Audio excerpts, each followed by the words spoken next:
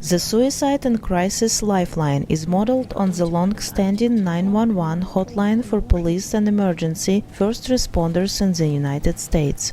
In a moment of crisis, mental health counselor Bev Marcus says being able to dial 988 instead of a harder-to-remember 10-digit number could make all the difference. There are two things that are different.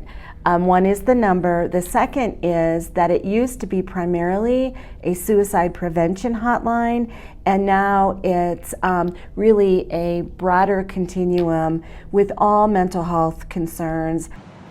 In Colorado, mental health officials are funding the new service with federal grants tied to mental health aspects of the coronavirus and with a new surcharge of telephone bills. I've been in the crisis field for over 25 years, and this is an unprecedented level of investment to help with the ease of knowing where to start, and also it's no or low barrier. It's no cost to the caller. You can be anonymous if that's what you'd like to do. You can call as many times as you need, and you will receive a qualified response.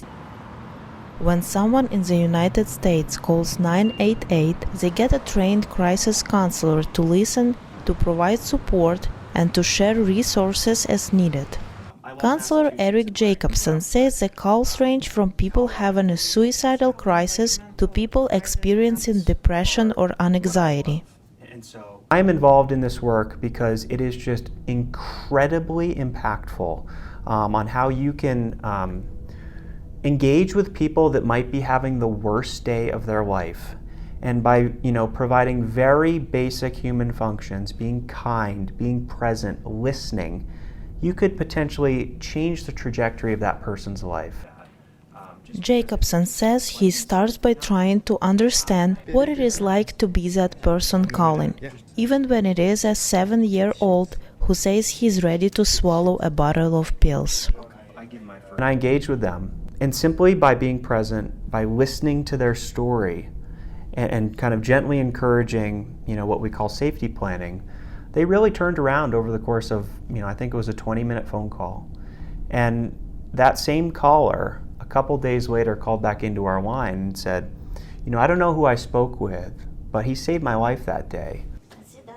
Mental health officials say the upsurge of calls includes children with alcoholic parents, couples experiencing domestic violence, and people with depression and anxiety after losing a loved one to the coronavirus. Svitlana Prystynska for VOA News, Denver, Colorado.